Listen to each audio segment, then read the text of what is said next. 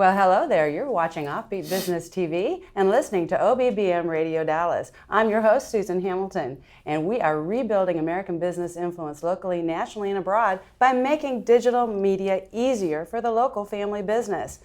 We've got an opportunity to represent here, folks. Did you know that 80% of American micro to small businesses tend to be family-owned businesses of 9 employees or less?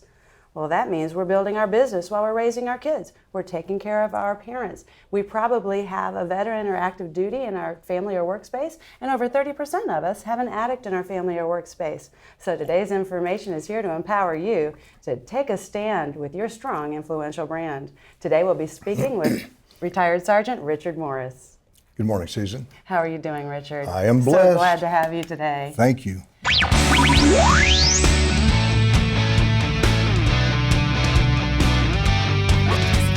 You're listening to the Offbeat Business Show, rebuilding American business influence locally, nationally, and abroad, bringing you experienced insight for a strong, influential brand and successful life in business. Here's your host, Susan Hamilton.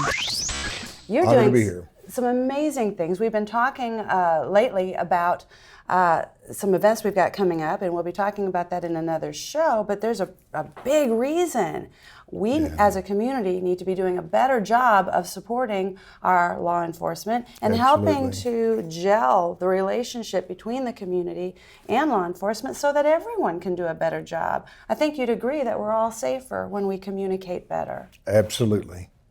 It's critical. It really is. Tell our audience a little bit about your history and some of the things that you've been through, because it's quite breathtaking. Tell us a little bit about what's been going on with Richard Morris. Well, first, about police officers and how the media perceives them. Yes, sir. The Gallup polls in 2016 showed that people had police officers at a high acceptance level, highest it's ever been since 1968. So people love the police more now, despite of what you may see in some mainstream media. Well, that's good to hear. I've been a police officer since 1978. I've been teaching karate since 1971. It's sort of an interesting blend. And when I became a police officer, I knew that I had to do something to help to keep our officers safe. So I soon began teaching at the academy, arrest control tactics and baton and so forth. I worked in the toughest parts of town. I've been shot, stabbed, and run over, I tell people, but thank God I'm okay. I've been shot 4 times. None of the gunshots have been bad. I literally have been grazed at the top of the head. I got shot from this far away, right here. I got a button shot off my shirt sideways and hit my collarbone, and I got shot and it bounced off my vest and went behind me. So I think God must be keeping an eye on me. I think so. But it really speaks to the fact that you know what fear looks like and feels like and understand what our officers actually experience on the job in these difficult situations. The police officers go through a great deal, especially in a larger metropolitan city where you see a lot of death, a lot of tragedy. And in less than 3 years, the police officer's brain, the biological brain, is chemically different, physiologically and structurally different. Oh, wow. So when a police officer's wife says, or a police officer's husband said, wow, my husband or my wife is just not the same person. Well, they're not. Because you can't see that kind of depravity in such a toxic environment and still stay positive unless you do certain things to keep it that way. One of those things is to stay active in church. So I'm fortunate that I stayed active in church during the tough times. It's hard when I would work nights to get up an hour later after I got home to go to church. But I did the best I could to try to stay active. Most police officers are not active in church. You'll see them if they have a good church relationship already, or if they're in a neighborhood patrol type position where it's not as dangerous, or if they are working there off duty, but you won't see many others. And so it's because police live a holy lifestyle. And I'm also a pastor. I'm a United Methodist pastor, been a police chaplain for 20 years, do critical incident stress management, debriefing, all the catastrophes. I'm one of the guys they call when things go bad. And I do know that when those things happen, it causes a lot of difficulty, not just organically within your brain, but also organically within the family relationship. Oh, wow. It makes it difficult.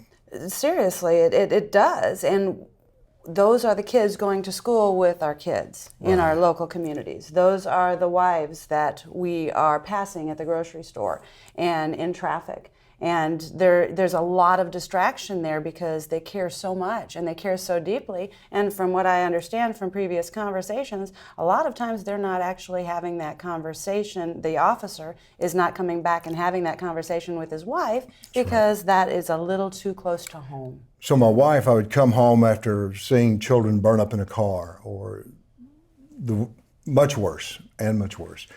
And she said, I can't take that. Please don't tell me about those kinds of things. It's too hard. Well, the reason you don't see police officers in church much is because of that holy relationship. Holy just means set apart from. So when I became a police officer, I lost a lot of friends. They just felt uncomfortable around me. I still feel uncomfortable when a police officer's in my rearview mirror. So yeah, so I do get that. But also as a pastor, I lost friends because they didn't know how to act around me. They were uncomfortable. Yeah. So when a police officer with people around him or her feeling uncomfortable, they have a difficulty in knowing how to deal with these different people. Most of the pastors and even police chaplains who are not actual police officers do not understand the type of things that police officers go through. That's why with the police chaplaincy program, they need to ride with the officers to be able to see some of those things firsthand. Otherwise, what happens is I go to church and the pastor says, "Oh, Richard, how did it go last night?" Well, if I tell them how it went, and I've done that, and they go, "Oh my gosh, it's too much. I don't know what to, I can't help you. I just don't know what to, I can't help you. It's too much." So it's difficult. So that's one reason why police and military relate to me, is I know what it's like to have people die in my arms, die in front of me. I know what it's like to take a life. But because of this, I have that relatability that a lot of people are not going to have who had not had those same experiences. But I've also had the opportunity to lead a lot of people to Christ. And so staying in that church environment, for me, karate. I was a professional fighter. I would go fight, I'd train. Haven't missed a week of training since 1971 or a week of teaching. You've trained some interesting people. I have. And the thing that's so important for me is to have that physical outlet. I have a spiritual building relationship with my church and my wife. And then, of course, I have a strong family. But you have to be intentional. And it was hard for me. I'd come home, I would be exhausted. I would work a multiple fatality, or I'd come home from the Wedgwood Baptist Church murders, or whatever it would be. And I would need 5 minutes to be left alone on those tough times. So what I do, I have a bag outside. It's called a bob. It looks like a person. And I'll go out there and I used to box too. So I'll punch and hit Bob.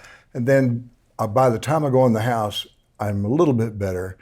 But sometimes what happens is my wife would be so frustrated handling the kids. These kids have been driving me crazy. That's right. And so we need you then, right? But I said, I can't right now. Just give me a few minutes. I need a few minutes. And it takes a while. You have to learn how to communicate with one another in a healthy way. And if I'm given a few minutes, then I'm good. But it's going to take a few minutes for a police officer after he or she comes home from a hard day. And it's not the danger that causes the fear. It's not the danger that changes the personality, other than being maybe a little more vigilant. Yeah. But when you see the things that you see, and you experience the experiences, you smell the things that you cannot unsmell, it does change you. And so I kind of have to sort of reboot, and it takes about 5 minutes or so. You've touched on some interesting points, if you would allow me to kind of go back a little bit, because as the community is watching this, we want to know, how can we do a better job? So given that's the state of what it is, I mean, you're not going to change that, it is what it is. Right. How then do we address that in a better way? Because we do have officers at our churches, we do have, we are friends to the family in the community. How can we help that officer be more to recognize he's accepted? How can we support them without really stepping on dangerous ground, right, and accidentally being offensive? I mean, we want to do a good job, but we need those tools. One of the things that I advise people when they talk to someone who just came off of active duty with the military, Yes. Or when a police officer, don't ask them, hey, have you killed anybody? Or, hey, you mean you really had to shoot some guys? Those kinds of things, they're not, number one, a lot of those things we can't talk about for legal reasons or for intelligence reasons, or because maybe we don't even want to visit that right now. Yeah. It takes a lot to go through that, especially if the other person doesn't understand. We have almost 900,000 police officers, tribal officers, military, law enforcement officers. We also have federal agents and officers, so forth. So we have a lot of them out there, but you're not going to see many of those in church. So most of the active law enforcement are unchurched. It's not that they don't believe in God. It's maybe if they're a Christian, it's not that they're not a Christian. It's just that they don't go to church. So Right. we have to work on ways on how to bring that police officer into the fold, because these are the people who God has put in authority. Romans 13, 1-5 tells us that we're to submit ourselves to the authority, and that's the police officers as well as the government, to keep safety and to keep people in a safe environment. Yeah, to do that, it's going to take us trusting the law enforcement and all of those things. Friends, are you enjoying this conversation with Sergeant Richard Morris as much as I am? We're going to take a short break and hear from some of our sponsors, and when we get back, we're going to understand a few more of these strategies, and we're going to unveil Ziegler Blue to you. So Awesome. Hang tight, and we'll be right back. You're listening to OBBM Radio Dallas and watching Offbeat Business TV. The American business economy is positioned as it has never been before. Professional videography is a core element for attracting a higher level of engagement with the people group you need for significant impact. Now is your time to shine. My name is Bill Brock, owner of White Rock Films, and I invite you to a powerful opportunity in the marketplace, an opportunity to draw excited people to your events, an opportunity to showcase your ideas on infrastructure, an opportunity to become known as the industry authority and enjoy the associated benefits of a strong, influential brand. Video highlights, video teaches. Video puts a resistant market at ease, and video stirs the hearts and imaginations of your allies and strategic client base. White Rock Films offers full audio, video production for businesses ready to embrace the future, handling your project with professionalism, experience, and polish unheard of in the industry. My name is Bill Brock, and White Rock Films wants your business. See us online at whiterockfilms.com. And we're back. This is Susan Hamilton. You're watching Offbeat Business TV and listening to OBBM Radio Dallas. And I'm here with retired Sergeant Richard Morris, and we're talking about how we can do a better job to engage our officers in the community for better communication. And we're about to talk about some interesting new opportunities that officers are going to have for extended training. But you were saying before we went to break that there are some things that we could do to have a better communication when we see an officer on the beat or when we know the family in the community. How can we do a better job of engagement so that healing comes along a lot faster, and also our own protection, right, from having that open door? Well, I find we learn a lot from the older community, those with the silver hair, and as God speaks about in Scripture. And so after I've had a rough time, I would drive around and I'd find an older person, and a lot of times if you wave, they'll wave, and you can talk to them, and you can talk to those people. And so for me, to have someone who will smile, who will wave with the whole hand, who would give expressions of love in that way, that's healing. It's like a balm those are simple for the things soul. that we can do. So I'm always looking around for old people to talk to. And so because of that, I realize if the community would take a more active role, even just to smile. You don't have to buy the lunch, you don't have to give them coffee, but just let them know that they're not invisible, that you do appreciate them. like the Vietnam veterans, they come back, they were really mistreated when they came back from the Vietnam conflict. Many times I'll walk up to a veteran that'll have Vietnam on his hat, an older gentleman, and I'll take time to walk up and say, "Sir, could I shake your hand?" And then I'll hold him by the shoulders and I'll say, "I want to thank you for the service that you've given our country." Almost all of them will cry. Many of them have told me, "I've never had anyone tell me thank you." And that's so huge. What a long conflict. Oh, that my was a gosh. lot of people, and that sometimes can be lost in history. We're really not discussing that with our younger generations the way we could, but that was a very long, extended time of service. Yeah. Well, we're commanded to love God and love our neighbor as ourselves, even to love our enemy. And so for me, by loving other people, one way that I do that is my service as a police officer. I'm still a reserve police officer. I'm a deputy constable. And I keep that commission in case I were to be needed to step up and to do something to help and protect the community or to help other people. Police officers, you may see them when they're stressed or they're tired or they're frustrated, but just remember, they probably had a pretty tough time, if not that day, maybe with their wife or husband leaving the house because of the communication breakdown. That's why we have so many suicides. It's the top, more law enforcement commit suicide than any other profession. And the average police officer lives 15 years less than the average American. Okay, I'm going to have you repeat that one more time. I want you to get this. We are going to frame this.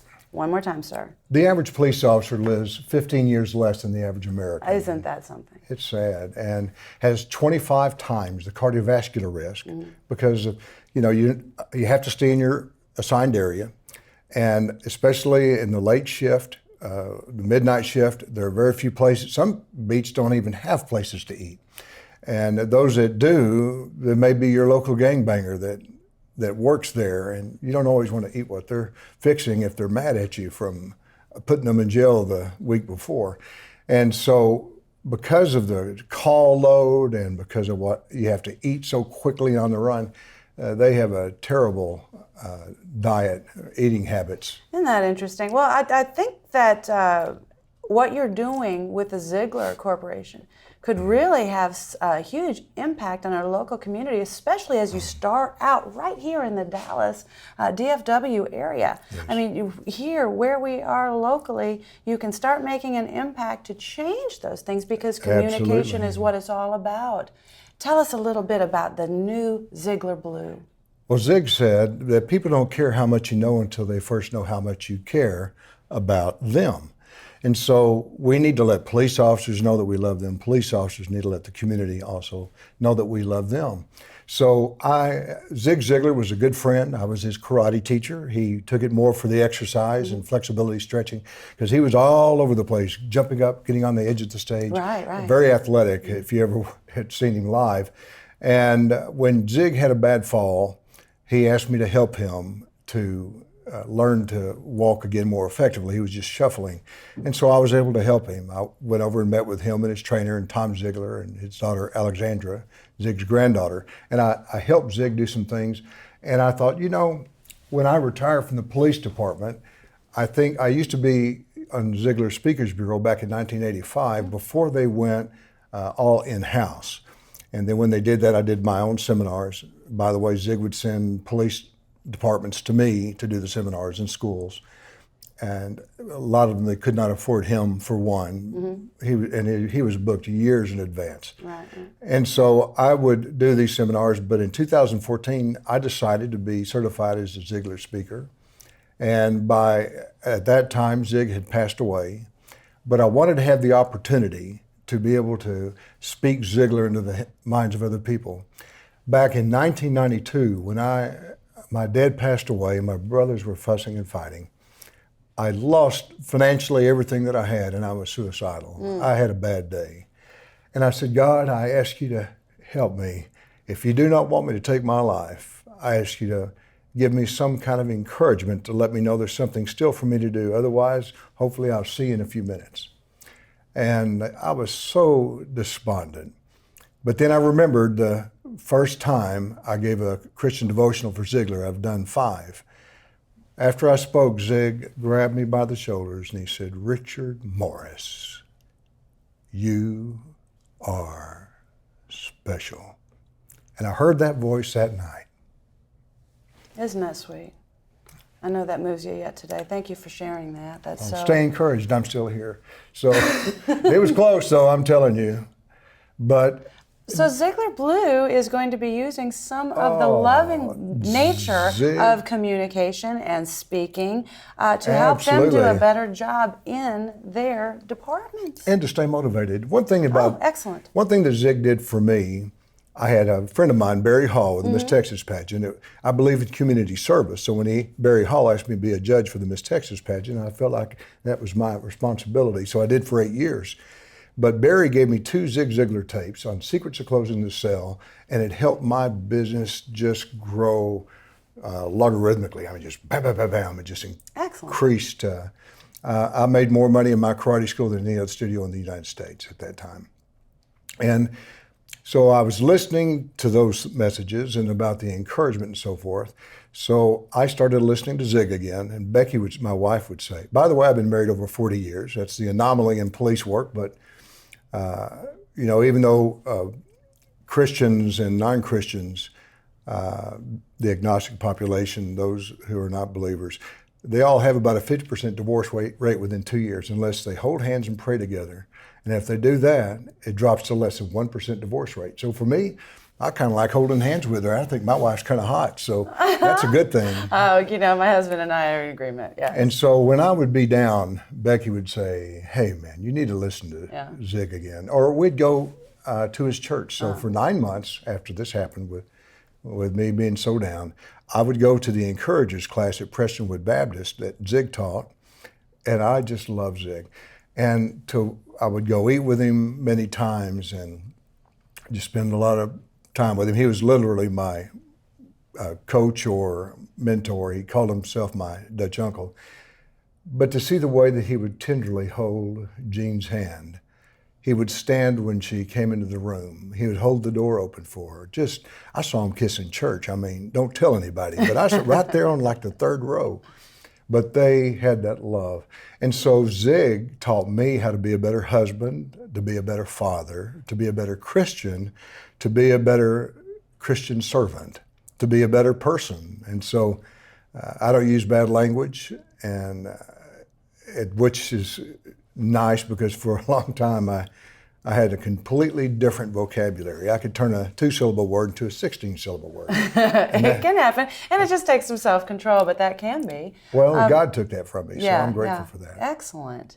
So Ziegler Blue is going to be helping our officers in the departments communicate more effectively, because what I've understood from past conversations is that sometimes our first responders, when they have dealt with something tragic, they don't necessarily get the support they need, but the sergeant may not know. The sergeant may not know how to see where those issues lie and how to best support his team, and he loves his team, he wants to, but there's a very short respite from the time the tragedies happen to the time the officer comes back on the job, and at that time we need that's when that effective, loving communication style is so important. Jeff Halstead, my chief at the time, said, "Richard, I've never met a sergeant where his troops love him so much.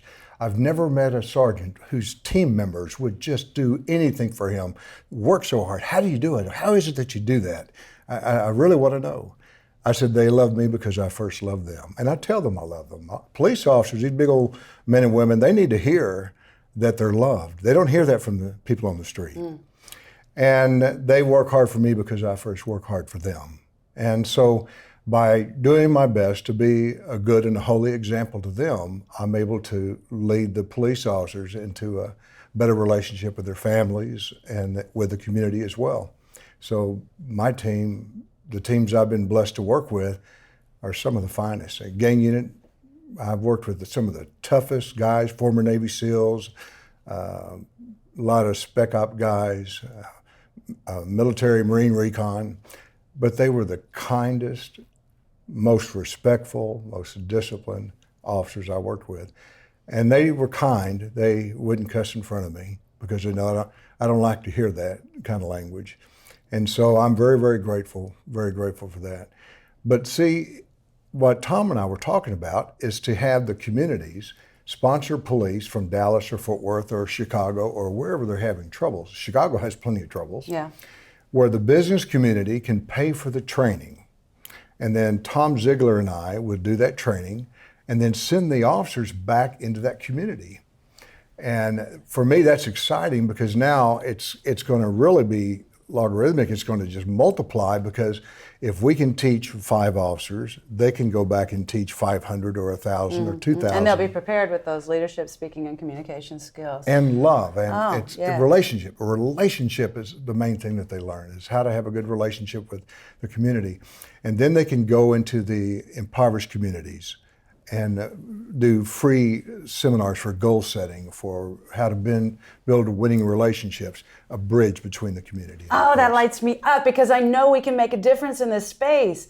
We can change the face. We can rebuild American business influence locally, nationally, abroad with strategies like this that we start using in our own communities. Because, friends, we don't have to have everything we're talking about framed by mainstream news media and what you traditionally are finding out there. We can actually be a huge difference maker in our community when you have a strong, influential brand. Richard, how can they learn more about this? I understand at this time you are still putting together the digital spot by the time we're doing this interview, but when this interview is launched, this information will be out there. Have you chosen a domain name for Ziegler Blue?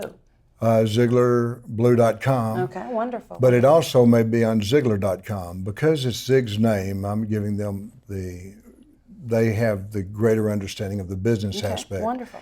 Where I have the better understanding of how to communicate with the police. And so they could reach me at richard@richardmorrisseminars.com. And Tom Ziegler, I believe, is t.ziegler@ziegler.com. Well, we'll find all of that information accompanying this video and the audio, so you won't be missing anything. But if you've got an opportunity to take this video and share this and get this in front of the community members that will benefit, let them know, because this is a huge way that we can start making a difference and change the footprint of what's going on with American business today. Thank you, Susan. May God bless you. God bless you. Thank you. And you've been listening to OBBM Radio Dallas and watching Offbeat Business TV. We thank you so much for your time. Signing off, Susan Hamilton. Thank you. You've been listening to the Offbeat Business Show. Find our lineup, podcast, magazine, event calendar, and sponsor information, even our membership directory, all available on the Offbeat Business app or at offbeatbusiness.com. Download the Offbeat Business app today. Take this for me, but